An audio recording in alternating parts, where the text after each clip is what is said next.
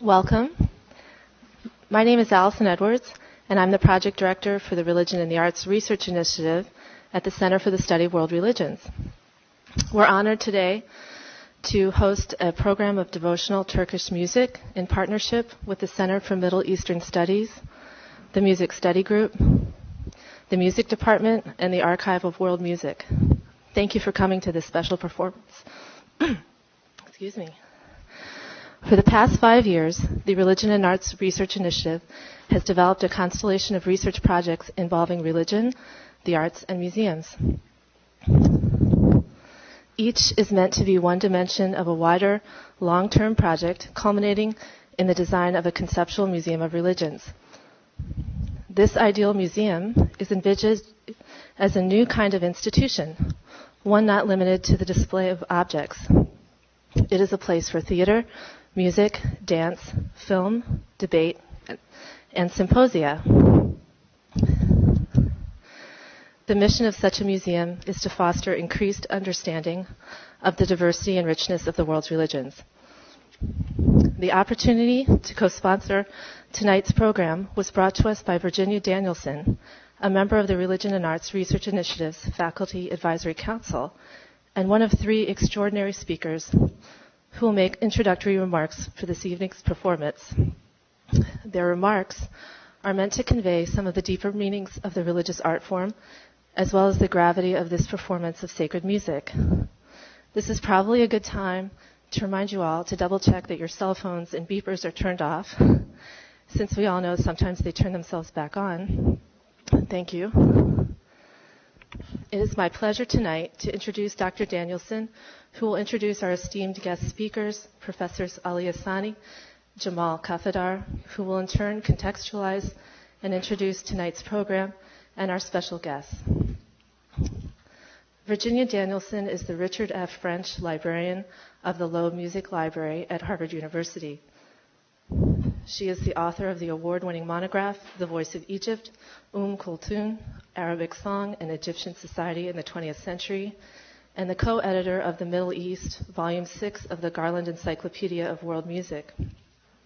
She has authored numerous articles on musics of the Middle East, women in Middle Eastern music, and Muslim devotional music, and served as principal advisor to the film A Voice Like Egypt, one of 2 documentary films premiered at the New York Film Festival in 1996. She holds a PhD in ethnomusicology from the University of Illinois. Thank you.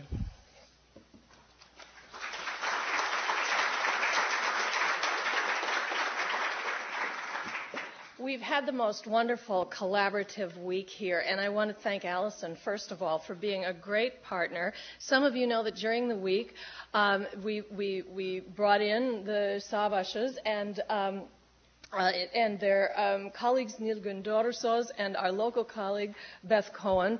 We had a wonderful recital of Turkish classical music in Payne Hall on Tuesday night. They taught my class in Turkish successfully, despite the fact that there were no Turkish speakers in the class on Tuesday afternoon.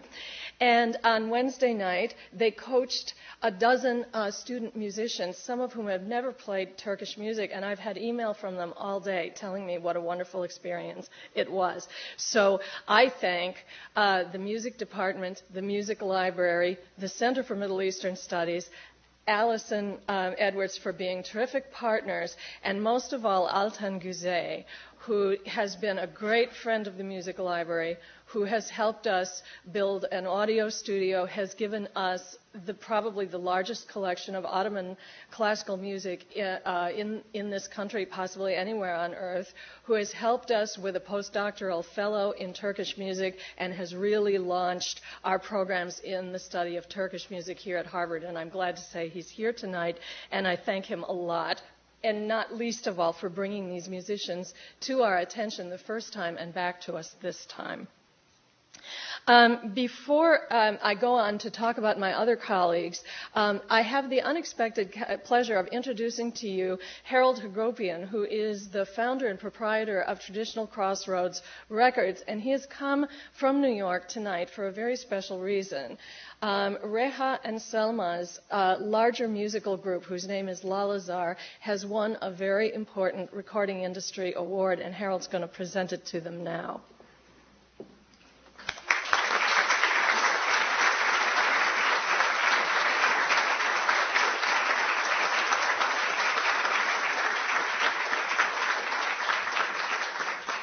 Thank you. This award is generally given to groups that are very popular because, as you know, most awards are popularity contests. So it's extremely unusual that a group like Lalazar would be recognized. I think past winners of this award have been things like the Gypsy Kings, the Chieftains, what was that big Cuban group? Buena Vista. So for a group like Lalazar to be recognized by the industry as something that stands out as excellence is really unprecedented as far as I know. And so in 2001, we released a 4-CD set which documented many aspects of Turkish music. And Lalazar won the AFM Award for the best release of the year for world music. And I want to present that to Reha and Selma tonight. And also, now I get in trouble because Altan doesn't like attention. But Altan was a great help in making these CDs possible and granted the funds to make the recordings possible. And even though he doesn't like attention, I want to publicly thank him. So here's the AFM Award for Best World Music Release for 2001.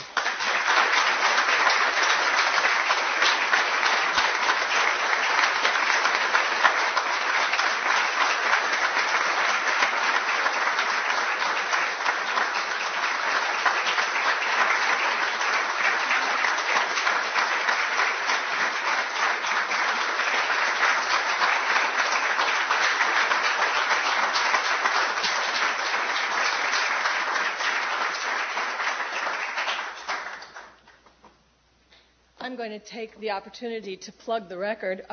It's a wonderful collection that includes music for entertainment, Ottoman classical music, and also some devotional music and some music from minority composers in Turkey. So we have it in the library, and you can also, I'm sure, obtain a copy from Mr. Hagopian. I'm joined tonight by two wonderful colleagues, and I'm going to thank Professor Jamal Kafadar again for being a great supporter of the music programs. And I said the other night, and I'll say again, I'm becoming, the bad news from his part, from his side of the house, is that I'm becoming used to unqualified, constant, generous support. So he's in trouble now for the long haul from me. And Professor Kafadar is the Vehbi Koç Professor of Turkish Studies. He's an international known scholar with a great breadth of interest that I can depict to you best by repeating to you the title of his dissertation, which conveys the kind of historical interest and also the poetic quality that the man has in my eyes. His dissertation was entitled, "When Coins Turned into Drops of Dew and Bankers Became Robbers of Shadows: The Boundaries of Ottoman Economic Imagination at the End of the 16th Century." Since then, he has had a constant publishing career with research ranging from archival research into research on popular culture. He's published extensively on the history of the Ottoman Empire and the rise of the Ottoman state. And again, the library has all of those books, so you're well situated here to follow his career. He's a man who is a dedicated teacher, as many of you who are his students know, and has a broad interest in culture as well, and cultural expression, as well as rooted archival historical research. Professor Ali Hassani, who will be, by the way, the last of the three of us. For aesthetic reasons, we've put Jamal first, and after myself, and then Ali. Professor Ali Hassani teaches everything. I think he's taught Swahili, he's taught Urdu, he's taught Islamic studies. He has a wonderful core course entitled Islam in the Arts, and he's also an extremely well-known scholar of Ismaili literature. The title of his, again a man of great poetry, the title of his core course is For the Love of God and His Prophet, Literature in the Arts in Muslim Devotional Life. Professor Hassani recently received the Harvard Foundation Medal for promoting intercultural and racial understanding at Harvard and in the nation, and I can say from the personal experience of meeting him at an airport a little less than a year ago, in the 2 months after the events of 9/11 of last year, Professor Hassani gave more than 62 talks to public interest groups about Islam, trying to educate the American public, and traveling around the country, nearly killing himself doing it. So again, a scholar of great breadth and great commitment to humanity as well. What we're going to do is just offer a few brief remarks to draw attention to one point or another of this very rich tradition of music, and then, because I know you'd really like to hear the musicians, we're going to turn the program over to them rather quickly. What you're going to hear tonight, from a musical point of view, from a musician's standpoint, are selections from the rich traditions of Muslim devotional expression in Turkey. You will hear hymns, sung prayers, improvisatory instrumental music, composed instrumental pieces, and much more, all of the pieces selected by Reha and arranged in an order that at once carries devotional meaning as it progresses through the program, and also bespeaks a musical aesthetic progression and a musical aesthetic order. Now, naturally, the musical aesthetics in a context like this are a bit subservient to the devotional requirements, but both are certainly there. The roots of this music date back at least to the 14th century, and you'll notice that by the dates of the poets and composers on your program. And this sort of devotional music is manifest both in popular culture and in Ottoman courtly culture. And this brings me to the one point that I would like to offer tonight. Perhaps nowhere in the world has religious music so profoundly affected the musical history and musical life of a society than the devotional music of Turkey.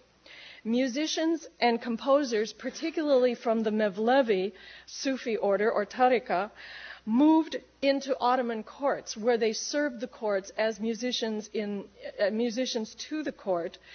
Shared musical systems developed, shared genres, in some cases even shared repertory between the devotional expressions and the music of the court, and shared musical aesthetics.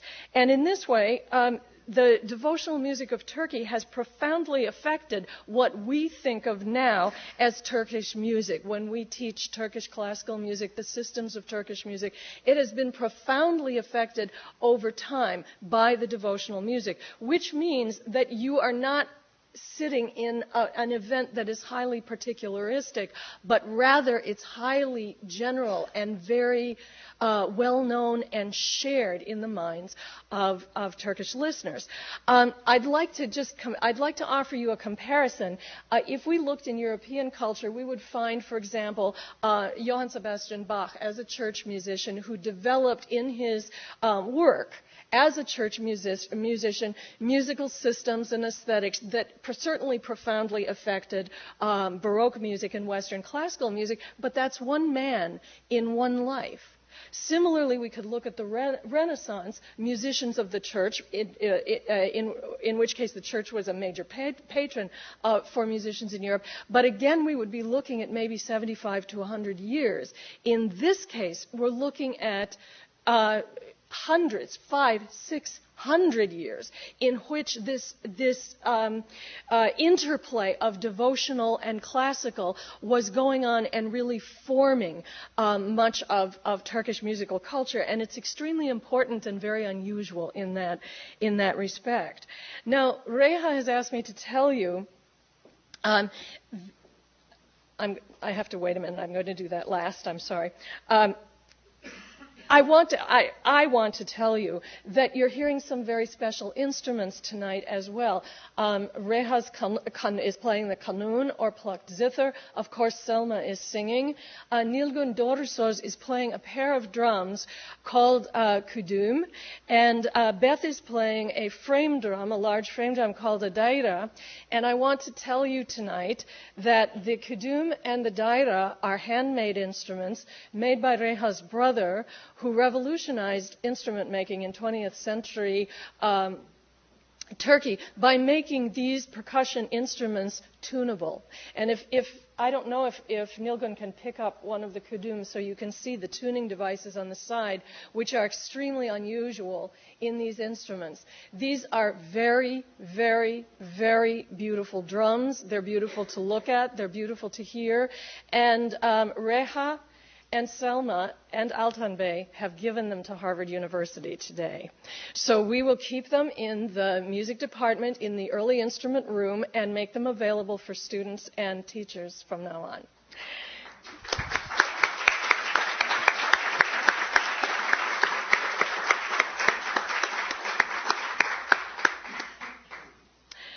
I'm going to draw your attention, those of you who may have some interest in musical detail, to the way in which the program is configured here. If you look on your program where it says program, some of you might like to know that the first word of every entry identifies the melodic system in which the piece is cast. In other words, the melodic mode. So we have 4 actually in Sega. Then we have 3 in Hosseini. Again, these bespeak aesthetic choices as much as devotional choices. And then at the bottom, you can see that the maqam, or the melodic mode, changes much faster. And that change is characteristic of devotional music, where court music would remain in one maqam for probably the entire performance.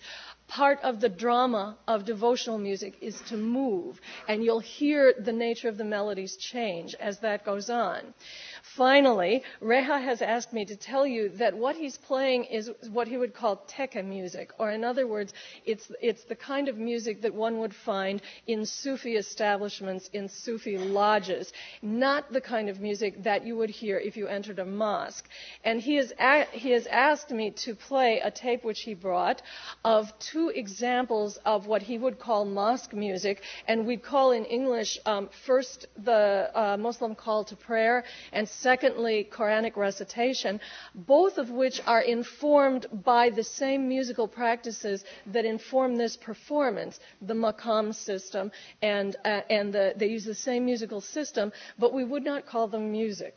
So our friend the engineer is going to play these 2 for you so that you have the experience of hearing them, and then I'm going to give way to Professor Kafadar.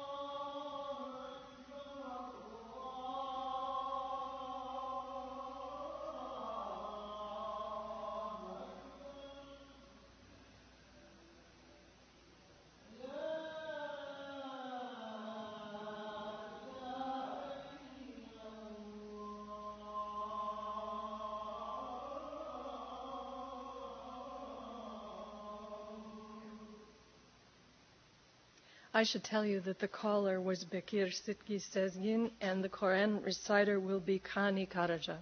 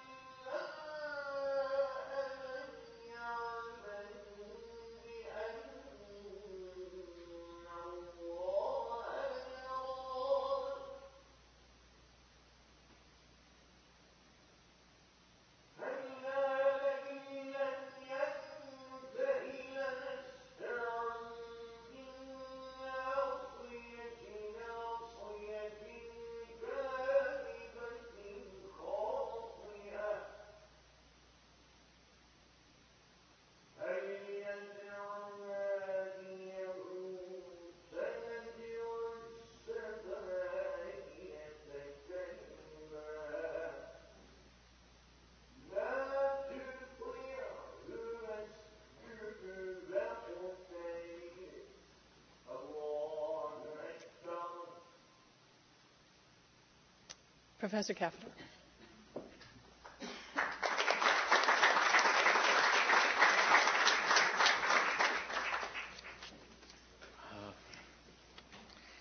This is tough. I never imagined I would come between Kani Karaca and the Sabashis. But in the good old Melameti Sufi tradition, I welcome this humiliation. I cherish it. I'm honored to be here. I'm pleased to be here because I love this music, above all. I'm also wonder why I'm here. I'm musically so unmusical, to paraphrase Max Weber, that I really cannot shed light on music as such. But I can give you tidbits of information on history, for all that helps. And if it doesn't, just consider it a timeout before we turn on to more interesting things. Is religion one thing? I started to ask myself, thinking about these comments. Of course, in this particular building, there are many courses where this question is asked and answered in very serious fashion. But is religion one thing? Irreligion is, according to the Quran. But is religion one thing? And my simple answer would be yes, in certain senses, and certainly no, in a number of ways. The same question can be asked of monotheism as such, or of specific monotheisms such as Islam. And similar answers could be given. And I do not only mean differences in terms of dogma, sectarian affiliation, or practice, but also in terms of, and this is probably what matters most for music, in terms of temperaments and sensibilities. Likewise with Sufism, one word we use to lump together a myriad devotional and temperamental responses to the spiritual impulse in Islam. In fact, some of those impulses can consider themselves anti-Sufi, such as the Melami path. The performers who prepared this evening programs have brought together examples from different Sufi paths with different temperaments, actually. It would be impossible to go into details here, but let me just note that most of it can be summarized in terms of two sources, two fountainheads, two towering figures of the 13th century. Rumi, and Ali Asani will have much more to say on him, and Yunus Emre. Neither of them musicians, strictly speaking. Much of the literary, mystical, poetic, and musical culture of the later Ottoman world derives from the legacies of these two figures as built by generations of the inspired and the enthused, following those legacies as they understood them, and as these legacies kept evolving. There are a good many convergences and divergences between what we might call these two main currents of deriving one from Rumi and the other from Yunus Emre. But one should keep in mind both the convergences and the divergences along the way across the centuries. It would be somewhat simplifying, crude even, but not altogether wrong to say that generations of Ottoman gentle souls had their inner chords tuned to the poetry and music built around the legacies of Yunus and Rumi. One, Rumi, decidedly sophisticated, exquisite, Persianate. The other, Yunus, decidedly oriented towards simplicity, even rustic. But these not necessarily mutually exclusive. As I said, there are many divergences along the way, and too many details to get into here. Now, Ahmet Hamdi Tanpınar, the consistently profound essayist of modern Turkey, wrote that the 16th century, in terms of a general look at Ottoman culture, the 16th century is a century of architecture, while the 17th century is a century of music. This is just so wonderful. I hope to write the whole book as a commentary to this pithy formulation. But what's relevant for us today is that most of the music we shall listen to is from that 16th century maturation of a tradition where a good many inspirational sources may go back to the 13th century. Yes, some of the musical sources themselves go back to the 14th, as Ginny already mentioned. But the way music encompassed public life and spoke to many different segments of the population in the 17th century started a maturation process makes it another world, makes it unprecedented no matter what its roots. And it is not surprising, in fact, that in the 17th century, the very legitimacy of music, especially music associated with the tekkes that we shall hear about, the very legitimacy of music was debated. And there were some ultra-conservative Salafi intellectuals and their followers who went out into the streets with clubs and other arms in their hands, not only to beat down the Sufis who made music, but to raise the tekkes, the Sufi lodges, to the ground, literally. We are very fortunate that they did not succeed. But in the 17th century, music became so important that some of the most serious political disturbances also revolved around music, as the musical tradition itself was achieving this maturation, and most of the examples we shall hear today. In fact, all of the examples that I could identify on the program, I couldn't recognize a couple, are from the 17th century or later. Now, another small note, some of the best music in the larger musical tradition within which this Sufi music was rooted, some of the best music in the larger musical tradition of the Ottoman world was composed or performed by non-Muslims, we should add. And tonight, I was very happy to see Mr. Hagopian, who reminded me of the Zilgian family of the 17th century, the great producers of now still, of course, the cherished cymbals and related instruments whose names I don't even know. But cymbals and related instruments of modern musicians, this tradition with the Zilgian family started in the 17th century as they were producing, again, cymbals and related instruments in that larger market of music, and market in the best sense, in that larger market of music where people from many different traditions and identities participated in their own ways. I should add one little note, again, of social history. That's all I can manage. What we are going to hear is mostly what once was heard in urban environments. There are a few reminders, especially through the hymns through the hymns sung to the poetry of Yunus Emre. There are a few reminders of also non-urban, let's say rural and nomadic environments. But by and large, this music, as it reached its maturation after the 17th century, for all we now know in terms of the examples we now have, is largely an urban phenomenon. And an urban phenomenon, as Ginny outlined, in which participated people from many walks of life, not just from different religions or faiths, but people from many different strata of society. And that too should be borne in mind, that a particular piece of music here could have been performed or first composed by a bathhouse attendant, and then later made its way into, in a more refined fashion, in courtly circles, so on and so forth. Circles within circles, in terms of what I can say in a few minutes here with respect to social history. Thank you all very much, and enjoy.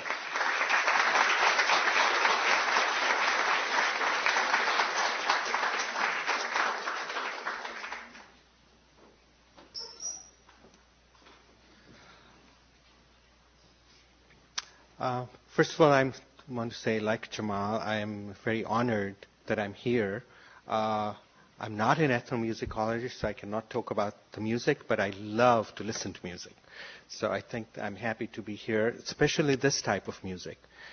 I want to start by just relating a little story, actually, an account from a book written in the 12th century. It's called Talbis Iblis, The Trickery of Satan, in which the author, Ibn al-Jawzi, a very stern, conservative theologian, writes that there was a certain person who was had a dream in which, in this dream, he was on the roof of a house listening to music.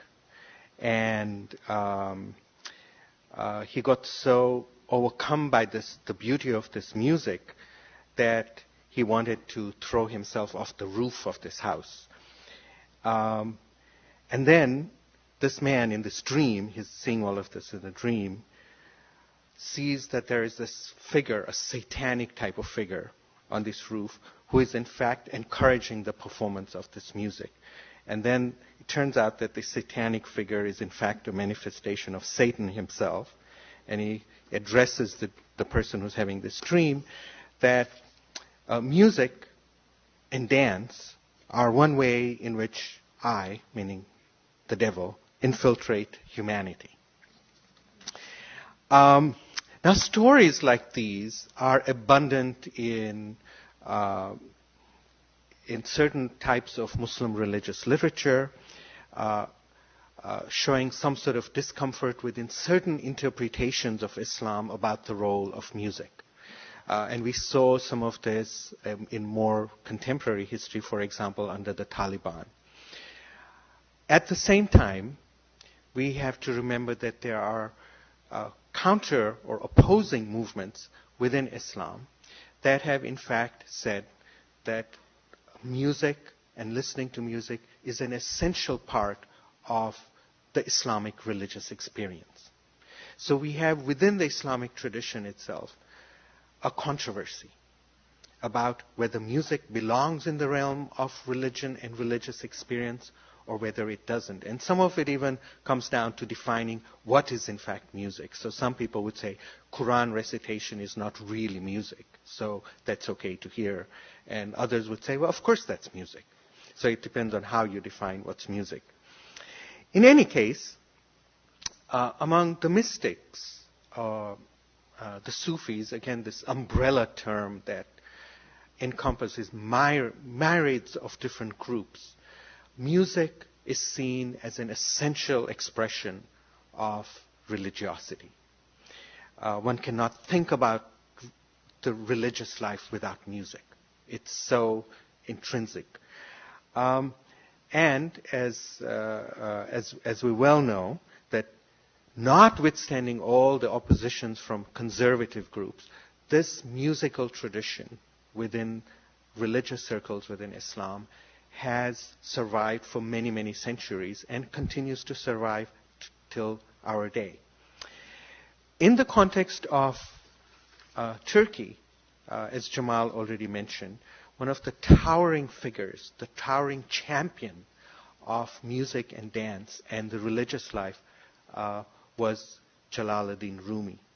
Not only as himself, not himself a trained musician, but someone who was so sensitized to music that sometimes just hearing just plain rhythms would put him into a trance, into a spiritual trance. There are lots of stories about Rumi walking through the streets, hearing, for instance, a goldsmith tapping on some gold, and that is enough. That constituted music. Now, I could say a lot about Rumi and music, but one of the things that becomes characteristic of Rumi's thought and his poetry is the very important role that music plays and music symbols. For instance, his poetry contains innumerable verses, symbols and allusions to reflect his fondness for music. Many poems in his divan are based on the rhythm, the radif, pakufta, foot stamping, or taking things from musical instruments. He likes to, the most famous expression of his love for music is reflected in the Song of the Reed, with which he begins his major work, the Masnavi. Listen to the reed, how he tells a tale, complaining of separation. And here he uses the reed flute as a symbol for the soul which has been cut off from the eternal ground of existence, the reed bed. Rumi was particularly fond of thinking of human beings as musical instruments in the hands of God. They come to life when the divine beloved blows into them, when the divine beloved plucks them or caresses them, or in the case of percussion instruments, when the divine beloved beats on them.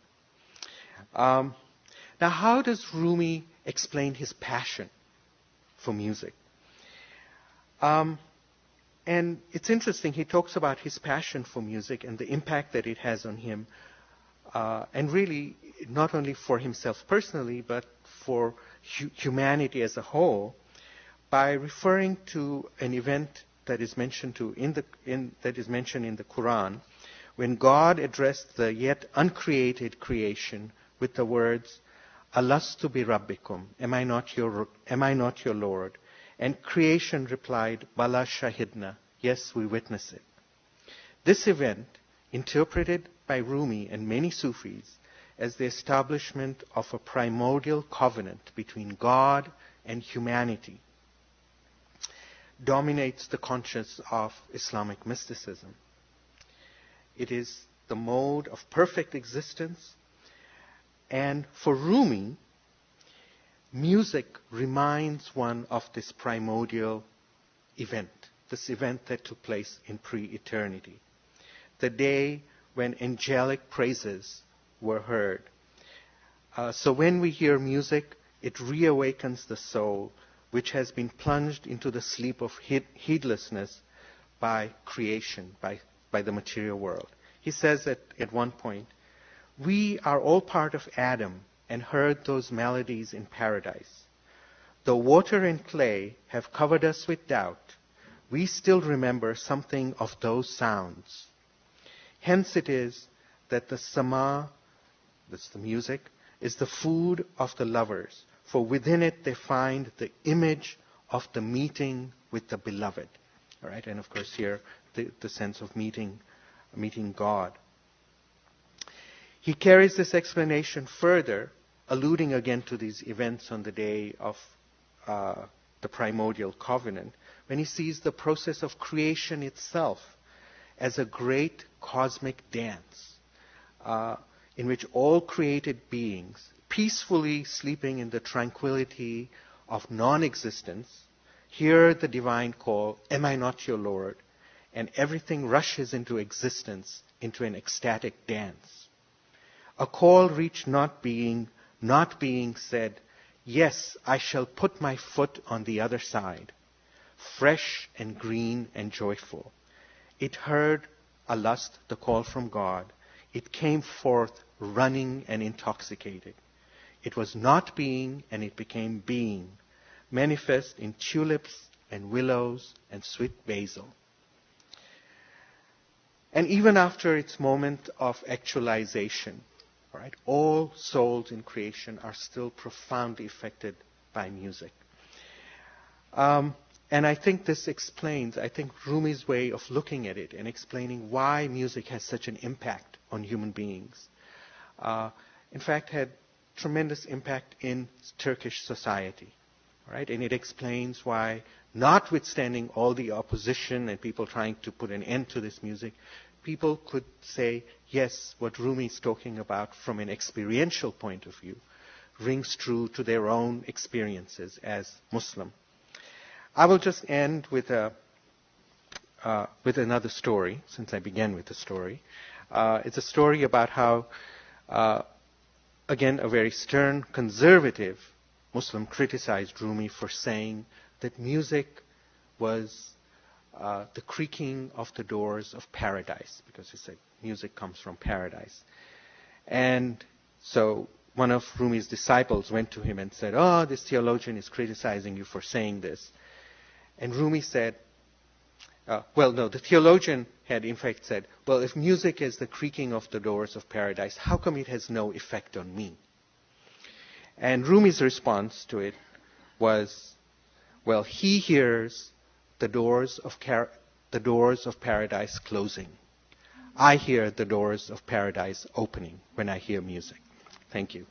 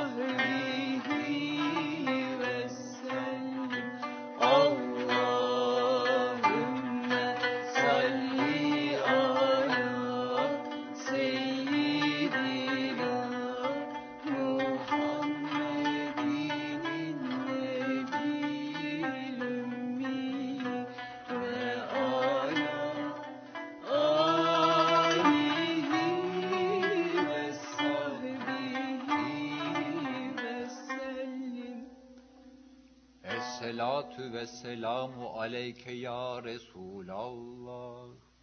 Esselatu ve selamu aleyke ya Habiballah.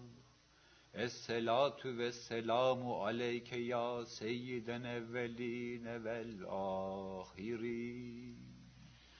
Velhamdülillahi Rabbil alemin.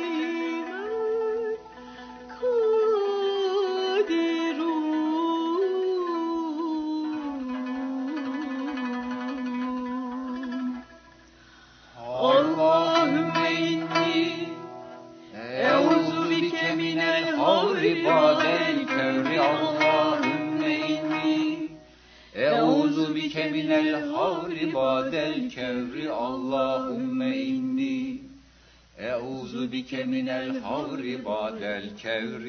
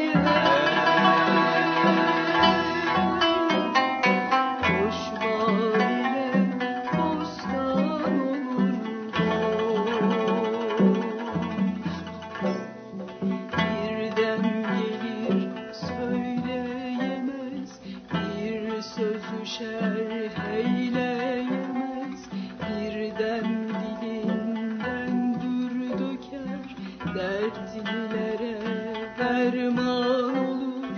Birden çıkar arş üzere, birden iner tahtessera, birden sanarsın katredir, birden taşar umman olur.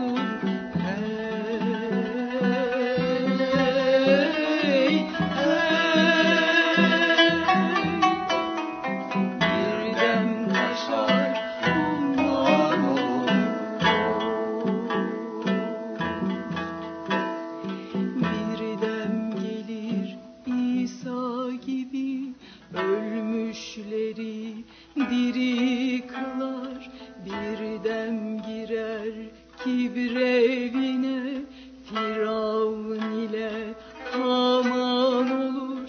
Birdem döner Cebrail'e, rahmet saçarlar mahvile, birdem gelir gümrah olur, miskin Yunus hayran olur.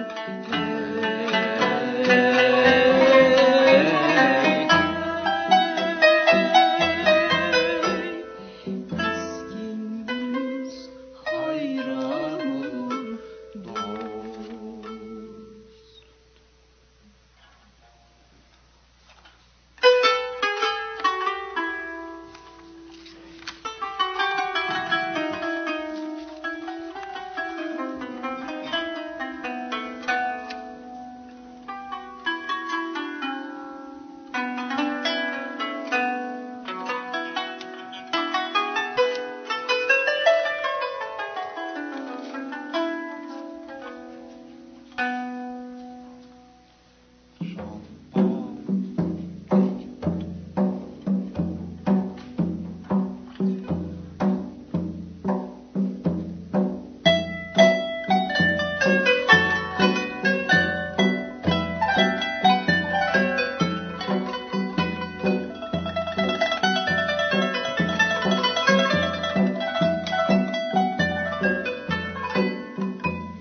Pir divanına uğradım, pir divanına uğradım. Pirim divanı güldür gül, pirim divanı güldür gül.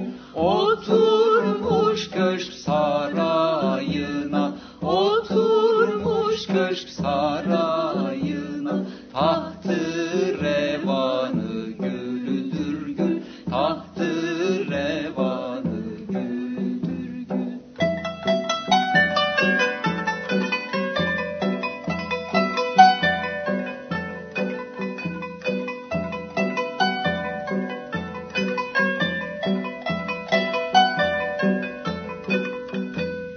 Gülden terazi döndürür, gülden değirmen döndürür. Yine gülden gül övünür, yine gülden gül övünür. Akar arkı döner çarkı, akar arkı döner çarkı. Bendi pınarı güldür gül, bendi pınarı güldür gül.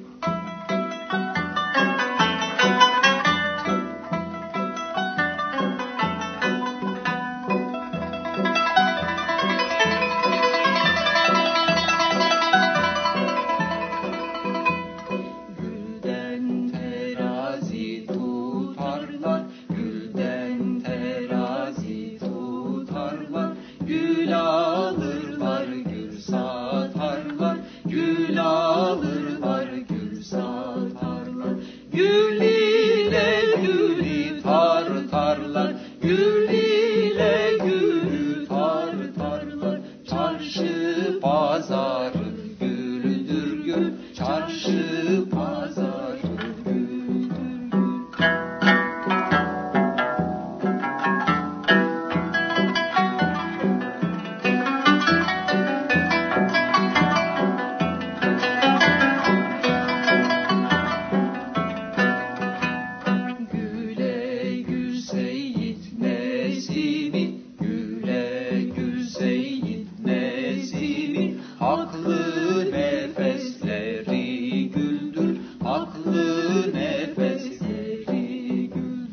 Hak oturur mihman canda, hak oturur mihman canda. Cemi canlar güldür gül, cemi canlar güldür gül, cemi canlar güldür gül, cemi canlar güldür gül, cemi canlar güldür gül, cemi canlar güldür gül.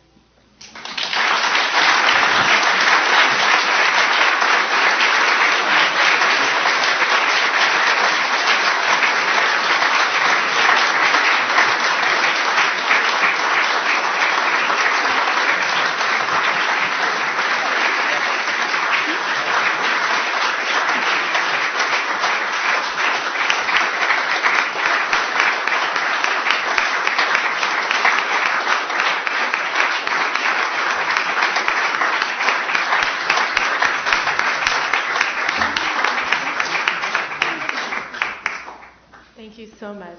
Thank you. Thank you to our artists, to our esteemed speakers, and to all of you for joining us tonight. Thank you. Please feel free to stay afterwards and speak to the artists and speakers.